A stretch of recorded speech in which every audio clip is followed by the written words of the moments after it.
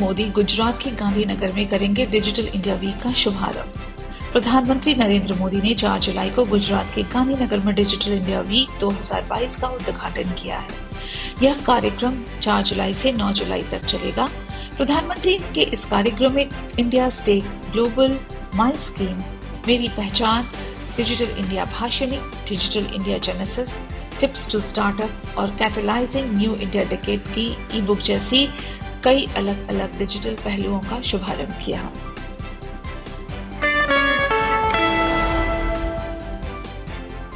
इक्कीस साल की कर्नाटक की सिनी शेट्टी बनी Femina miss India world. Karnataka के सिनी Shetty Femina miss India world 2022 का खिताब जीत चुकी हैं। वो एक प्रशिक्षित भरतनाट्यम डांसर भी हैं। इसके साथ ही उन्होंने अकाउंटिंग और फाइनेंस में स्नातक कर रखा है।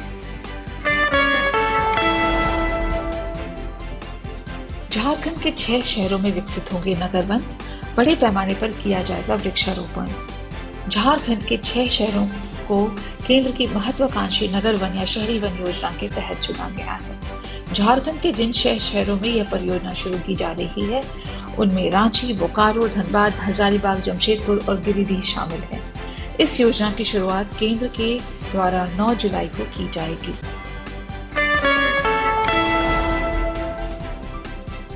इटली में अल्पाइन ग्लेशियर का एक बड़ा हिस्सा टूटा और 5 लोगों की मौत, कई घायल। इटली में अल्पाइन ग्लेशियर्स का एक बड़ा हिस्सा रविवार को टूटकर नीचे गिर गया है, जिसकी चपेट में आने से कम 5 लोगों की मौत हो गई है और 8 घायल हो गए हैं।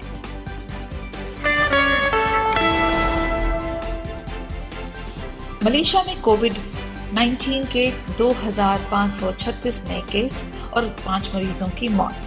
मलेशिया के स्वास्थ्य मंत्री के रिकॉर्ड के अनुसार देश में अभी भी 29,793 सक्रिय मामले हैं, जिसमें से 45 को गहन देखभाल में रखा गया है और उनमें से 26 को सांस लेने में मदद की जरूरत है। 5 नई मौतों के साथ देश में कुल मरने वालों की संख्या 3,776 तक पहुंच गई है।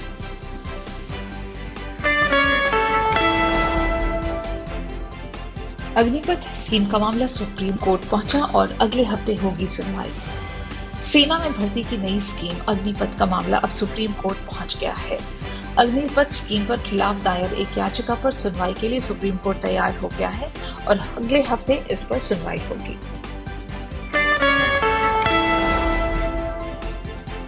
अमरावती मर्डर केस, उमेश कोल्हे की हत्या का आतंकी कनेक्शन और एनआईए की टीम करेगी जांच। आरोपियों पर यूपीए भी लगेगा। अमरावती की एक मेडिकल स्टोर चलाने वाले उमेश प्रहलाद राव कोल्हे की हत्या 21 जून को कर दी गई थी। अमरावती के श्याम चौक क्षेत्र के घंटाघर के पास 21 जून की रात करीब 7:30 बजे उमेश की चाकू मारकर हत्या कर दी गई थी। इस हत्याकांड मामले में आईएनए ने आरोपियों पर गैर कानूनी गतिविधि रोकथाम अधिनियम यूएपीए लगाया है। इस हत्याकांड के मामले में आईएनए ने गिरफ्तार आरोपियों पर यूएपीए की धारा 16, 18, 20 और आईपीसी की धारा 153A, 153B, 120B और 302 के तहत मामला दर्ज किया है।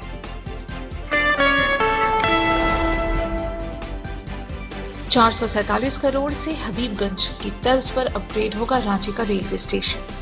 भोपाल के हबीबगंज स्टेशन की तर्ज पर रांची रेलवे स्टेशन को विकसित किया जाएगा। इस स्टेशन का मॉडल बन चुका है और इसके रीडेवलपमेंट पर 447 करोड़ रुपए खर्च किए जाएंगे। प्रधानमंत्री नरेंद्र मोदी द्वारा 12 जुलाई को स्टेशन के रीडेवलपमेंट का ऑनलाइन शिलान्यास किए जाने की संभावना है। इस स्टेशन में एक बार 7,000 यात्री कॉन्कोर्स या फिर वेटिंग एरिया में ठहर सकते हैं।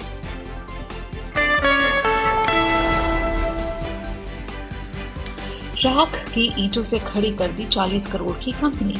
गुवाहाटी में 3 दोस्तों ने राख की ईंटों से 40 करोड़ की कंपनी बनाई है।